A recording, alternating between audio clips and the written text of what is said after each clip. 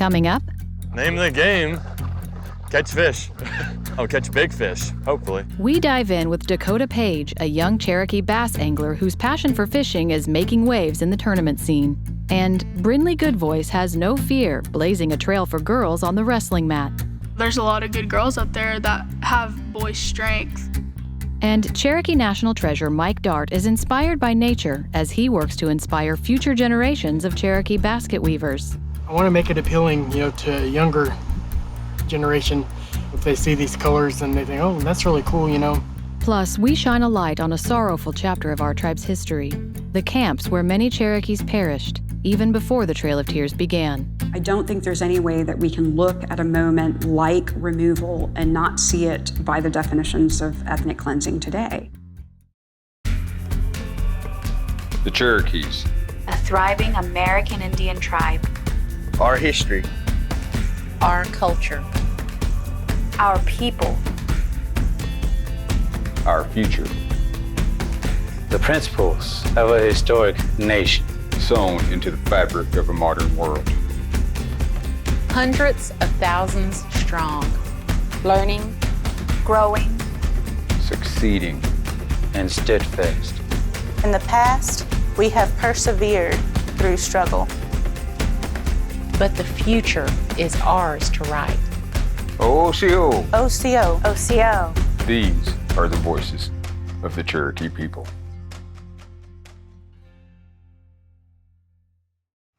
Osiyo, I'm Principal Chief Chuck Hoskin Jr. Welcome to Tahlequah, Oklahoma, capital city of the Cherokee Nation. For generations, the Cherokee story has been told by others. Today, through this groundbreaking series, we're taking ownership of our own story and telling it as beautifully and authentically as we can. I hope you enjoy these profiles of our people, our history, and our culture. And please make plans to come visit us sometime. Wado. Osiyo, it's how we say hello in Cherokee. I'm your host, Jennifer Lauren, in the Cherokee National History Museum in Tahlequah, Oklahoma. Here you can learn more about Cherokee leaders and the tumultuous times leading up to the Trail of Tears. We'll have more on that coming up a little bit later in our Cherokee Almanac. But first, Cherokee angler Dakota Page is a 3-time high school all-state fisherman, and you won't find anyone without gills who's more passionate about the water. Name of the game, catch fish. That's kind of the name of the game right now, catch big fish, hopefully. It truly is a blessing to come out and do the thing that I love, the thing that I'm passionate about.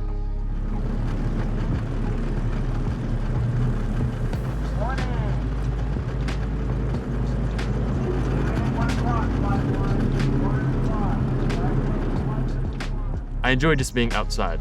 It's kind of like an escape. It's like you got your worries and troubles of life and you can just go on the lake and then not even catch fish, just be outside on the water. And something about it just relaxes me.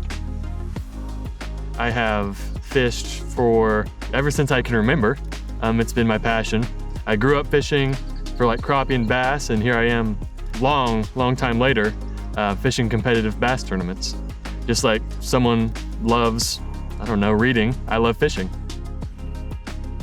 I went fishing with my grandpa a lot, just for crappie and stuff. I think that was when I kind of caught my first fish. But I remember just fishing like normal ponds and getting so excited over like a 5-inch little bluegill. And that's kind of what started it. Like just going out with my family, and then it doesn't even have to be a big fish. Fishing, it's very tedious. The weather plays a huge part. The amount of rain, how cold the weather is, how hot the weather is. Every little bit of that ties into fishing, and it adds to solving the puzzle. Of course, morning time, that's most of the time when they eat a lot. It's like eating breakfast for us. And then when that sun gets up, they try to find shade. And I don't know what they do, unless I had goggles underwater. I don't know, it's hard to tell under the water. But as fishermen, we try to figure that out. Like everyone can say everything about it, but you truly never know, and that's what I love about fishing. It's just like a mystery, it's like solving a puzzle. I think a lot of fishing, especially on a tournament level or just fun fishing, is kind of like a mental attitude. Like I wear this bracelet that says positive mental attitude. I try to wear it every time I'm fishing. Just having that right attitude that you're gonna catch fish or just enjoy your day, just look at the positive sides of things. Because everyone sees fishing as like, oh, you snag your lure and you lose it. That kind of sucks. But you just look at the positive side and you just go out and have fun. And whenever you have fun, that's when you're gonna catch the most fish, and that's when you're gonna fish the best. So fishing when I was younger, it was like a fun thing to do. I'd say about freshman year, that's when I said, I'm gonna put my foot down and I'm gonna go. I'm just gonna run with it and see where it takes me. There we go. Started out kind of slow, did pretty decent. We caught fish kind of all day, just necessarily didn't get the big bites, which was unfortunate, but that's just fishing. I'm not really disappointed, but all in all, I'm happy with our performance. I'll be attending Osiyo in the fall, and I'll be on the bass fishing team, the competitive bass fishing team, which is like a dream of mine, because ever since I started competitive fishing, I'm like, okay, the next step after high school is college. Almost the big league, like it's college and then pro. So I'm almost there, which is just amazing. My parents are supportive. Without them, I wouldn't be here. They've kind of done everything for me. Kind of all of my achievements and all the success kind of goes to them. They're kind of like the unspoken hero. Because of course I'm here, I'm Dakota Page, I'm catching the fish, but they're kind of the ones that are behind the scenes that people don't really see. The biggest thing that he does that separates him from everybody else is he's always learning. The hours that he spent on YouTube watching videos, the hours that he spent watching the professional anglers. I mean, there's a lot of kids that love to fish, but he's put the time in learning about how the bass behave and the water temperature and all the variables that are involved and the baits and tips from the pros. I mean, he's learning from the best in the world. So what we've gone through with the loss of our daughter almost 4 years ago, this has been his therapy. As hard as it's been for him, the fishing has helped his heart heal, and that's what I'm most thankful for the fishing. is that he's found a way to keep living and find a passion and something that he can focus on. Being Cherokee to me, it's very important to me, especially when I was younger. I think it kind of helped me become who I am today. Whether that be the language program, going to like the language and the challenge bowls. So it's just so interesting and intriguing to me that I get to know about that, and it just means a lot to me. Fishing, it takes me kind of everywhere. Yeah, locations, but kind of like in my mind, it takes me everywhere. I kind of found fishing as a savior. It kind of helps ease the pain of life. When life brings me down, I just get a rod and reel, go out into a pond or a lake, and it seems like everything just disappears. It's just me enjoying what God's created, just that being outdoors, and that's what I love.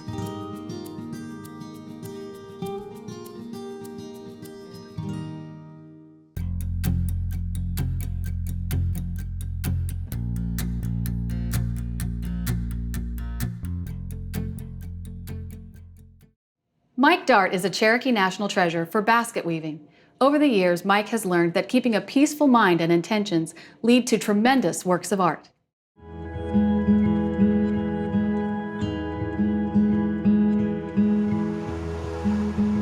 I was taught that as an artist who works with materials from the land, that we are supposed to take care of the land, and we are supposed to leave the land better than the way it was when we arrived. I come out here to meditate and just to think a lot, and whenever I am starting to prepare and stuff, I do certain things at the water, that I was taught to do. I'll come down to the water and I'll just wash my face, wash my hands, kind of like, any kind of bad feelings I have as the water's taken away. That's just what I envision in my mind. I just like to be in a good place whenever I'm working in nature, and if I'm going to take something from the earth, I want to make sure that everything's good that I leave there. My name is Mike Dart. I am a Cherokee National Treasure for basketry. I received the award in 2017. I was actually born in Salem Springs, Arkansas. Lived there until I was 11. Then my family moved to Adair County, which is where my Cherokee family is from. There wasn't really a whole lot to do here, and so that's why, we come to the creek and, find things to do outside, because, we didn't have a lot of stuff that the kids had in the city, to do. So we just kind of made our own fun, outdoors. I'm kind of an introvert. I really enjoy being alone. Where it's quiet is where I'm the most happy. I like going to museums. I know people's not gonna think that's very interesting, but I can get lost in a painting and I can sit there for an hour. I always wonder what the weavers are thinking whenever they were making their baskets. My mind just kind of goes like, I'll be way off in Taiwan or somewhere. I don't even realize day is sometimes. I can look at any basket I've ever made and I can tell you what I was thinking and what I was feeling at the point in each basket. You can tell whether I'm in balance or not by my work.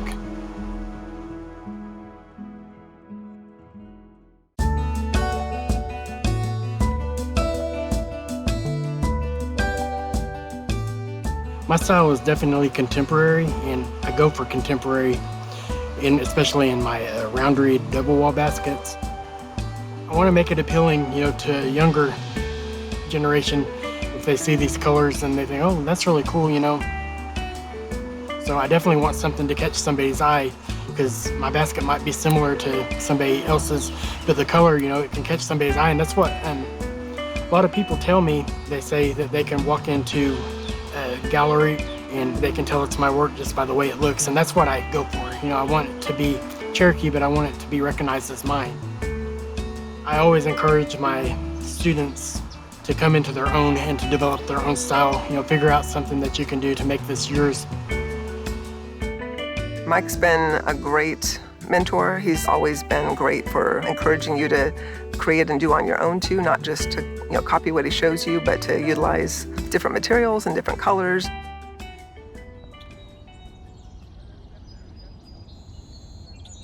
My favorite natural material is definitely honeysuckle. Need probably about a pound of whatever material you're using for a honeysuckle or a round reed basket to make a finished basket, to where I'm satisfied with it. Right here, we get what's growing along the ground. That's the root where it's started to take root. And some people cut that off, but I weave with that. To me, it gives it character. If stuff like that's kind of sticking out and collectors can tell it's a natural material. As far as dye goes, they call it walnut, but here we call it butternut. But it's related to the walnut, but it's a little bit different.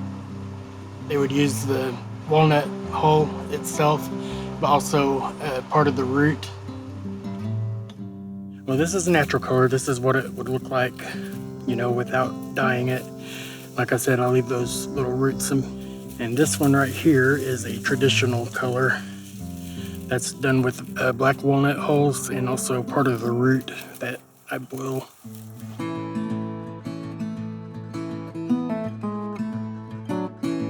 I've really appreciated how he has integrated sourcing honeysuckle, using natural dyes, and how he always tries to tie in the natural elements to what we do and how it would have been done in the past by our ancestors before removal.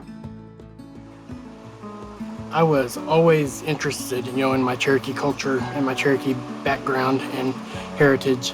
Whenever I first started making baskets, and after I made the first one, it was just like I felt a connection to all my ancestors and to our past. And I knew that basketry was something that had continued, pretty much nonstop since time of pre-contact.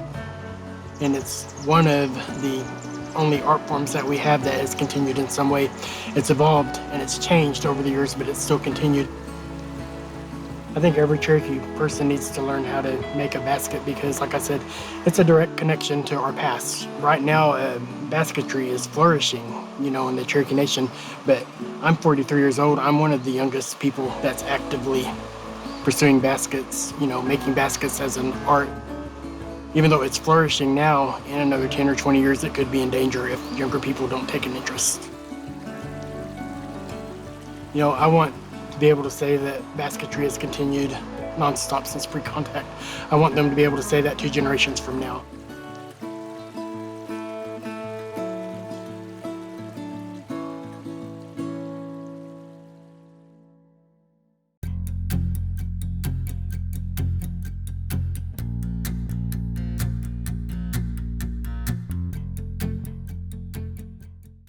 Many people are familiar with the Trail of Tears. However, few know the history of our forced confinement in internment camps just before our removal west.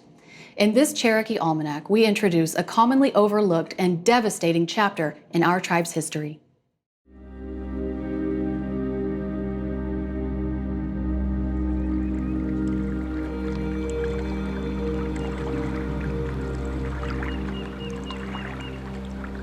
After ratification of the Treaty of New Echota in 1835, Cherokee people living east of the Mississippi River were given 2 years to voluntarily immigrate to Indian Territory. The 1835 treaty ended what had been a tense relationship between the two nations. Over the next 3 years, the federal government completed its plans for Cherokee removal, triggering what many today know as the Trail of Tears. I don't think there's any way that we can look at a moment like removal and not see it by the definitions of ethnic cleansing today. This is a moment of attempting to wholesale remove a group of people based on their race and ethnicity out of a region into another region. And the UN is pretty unequivocal about what these things are defined like today. And we have to think through that lens for the case of removal. These clearances that are going on are very reminiscent of the early stages of the Holocaust. You know, where it's moving people out, moving people away, and then putting another people in possession of their property and of their homes and everything else. There was always the idea that we would be able to stave off removal, and that ultimately did not come to pass. But there was always hope that removal would be avoided. Principal Chief Ross had advised people to plant your crops. We'll still be here. We'll still be here to harvest them. And unfortunately, they started to round people up for the stockades and place them into these holding pens and these holding facilities. Between May and June of 1838, more than 15,000 Cherokee men, women, and children had been driven from their homes, many at bayonet point, and marched hundreds of miles under guard to stockades in present-day Alabama, Georgia, North Carolina, and Tennessee. The stockades were part of a vast network of camps built by the federal government strategically near Cherokee communities during the years leading up to the Trail of Tears. The stockades were designed as temporary holding points for imprisoned Cherokees along their forced removal west. Each stockade had a designated route to a larger transit camp termed immigration depots, which were considered the final staging points of removal west. So you have groups of 30, 100, 200 people, up to 1,500 people coming into these outlying forts and then being moved in groups of several hundred, up to 1,200 people from these outlying forts. They're sort of concentrated and then moving down to, these larger immigration depots at Fort Cass, Ross's Landing, Gunner's Landing, where people were supposed to be put onto boats almost immediately, put onto steamboats and flatboats and taken down the Tennessee River and on out to the west. That was the original plan for moving everyone, that this would all happen very, very quickly. And of course, it did not work out that way at all. 3 detachments of Cherokees departed from Ross's Landing in June 1838, and hundreds perished along the way. In an effort to avoid further loss, the Cherokee Council petitioned the federal government to postpone removal until fall. Although their request was granted, the camps could no longer hold the number of people imprisoned there.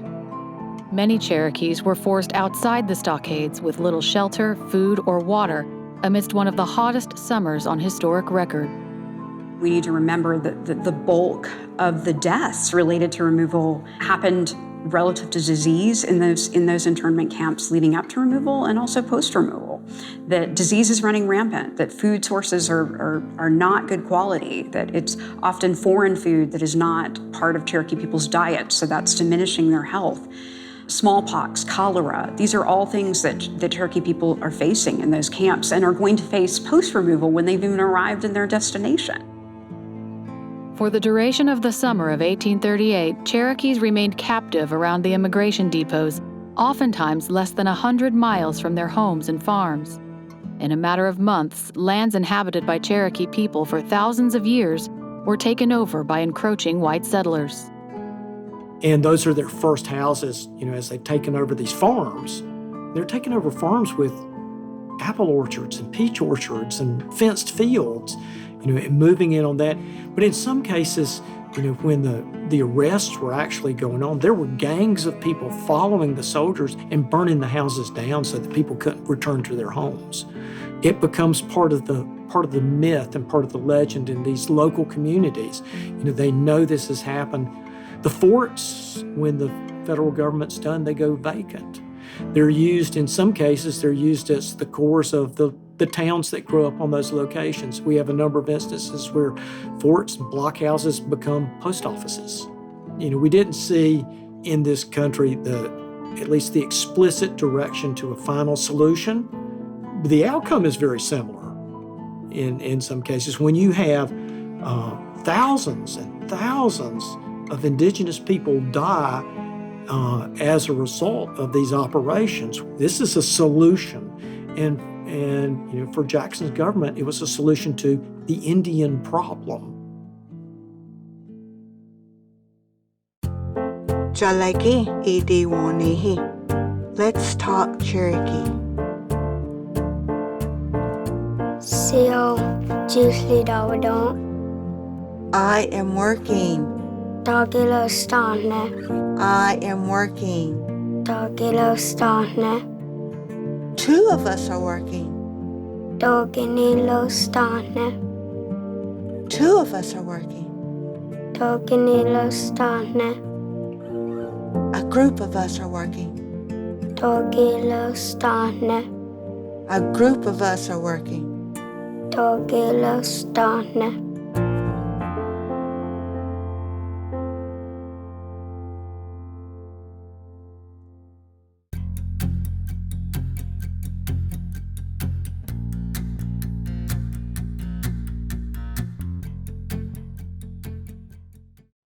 Brinley Good Voice is a warrior on the wrestling mat, never backing down just because she's a girl. Thanks to her leadership, Brinley has become a role model for other young girls who can now envision themselves on the mat.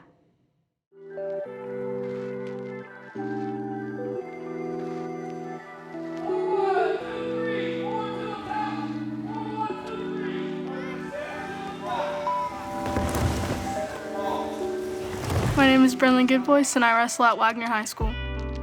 I'm Cherokee and I'm Creek. Whenever I wrestle, I feel like I really represent my people. She was in 6th grade. She had come to me with a paper stating that wrestling signups were here. They just sent out a note for prior wrestling and I just thought I would try it out. And I said, "Are you sure?" She said, "Yes, Mom." She said, "I'm ready. I want to do it." I said, "Okay, let's do it." And then her first tournament, I believe she got first place in her division.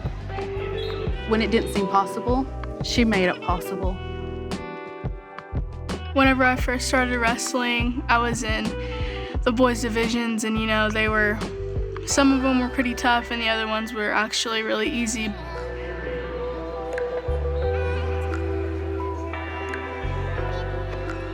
Last year they had the first ever girls junior high tournament. They added a girls division. I participated in that and I got second. And since I added girls division, I just wrestle in the girls division. There's a lot of good girls out there that have boys strength that just come naturally sometimes and you just gotta wrestle smart against them too. I know that I have at least 2 tough girls that I actually wrestle in the state of Oklahoma. And they push me to work harder because I need to beat them whenever I go against them. I want that championship and I want to earn it. She has a really resilient personality and she's somebody who's able to take criticism in a healthy way. Not everybody can lose a match, take the criticism, and then want to go back out and win the next match. That's something that she's really good at. Making the adjustments and sticking to the plan of this is what I need to do to get better.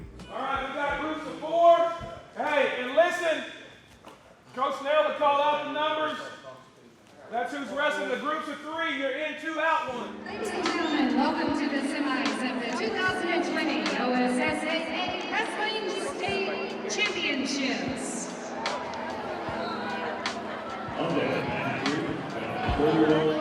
I am very competitive. I always like to win, and whenever I don't, it just really breaks me down, and it makes me wonder, like, should I even still do this sport?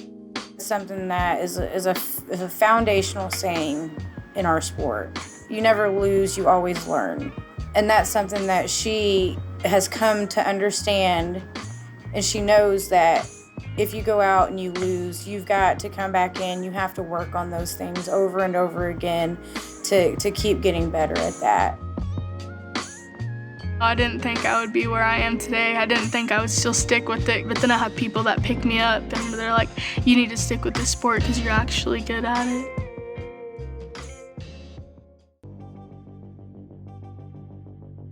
Besides all her accomplishments and her medals and her trophies, I think the thing that I'm,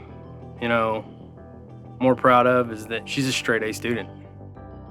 Although Brynlee is an amazing athlete, she is also on the National Honor Society, and that makes me very proud as well.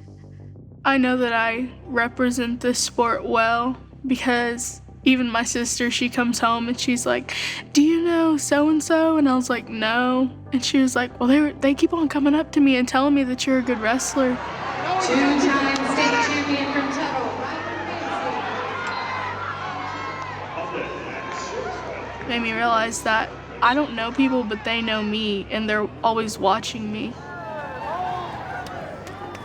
And I just have to keep up the work. As a Native American female in the sport of wrestling, I feel like I set an example for other girls to look up to. And even in times that I feel like I'm not and I'm not good enough, they still encourage me because they come up to me and they tell me that they look up to me, so that just pushes me to keep on going further. I feel like she's opened a lot of doors for girls behind her, younger ones. In a sport that was just meant for males, females have taken over it.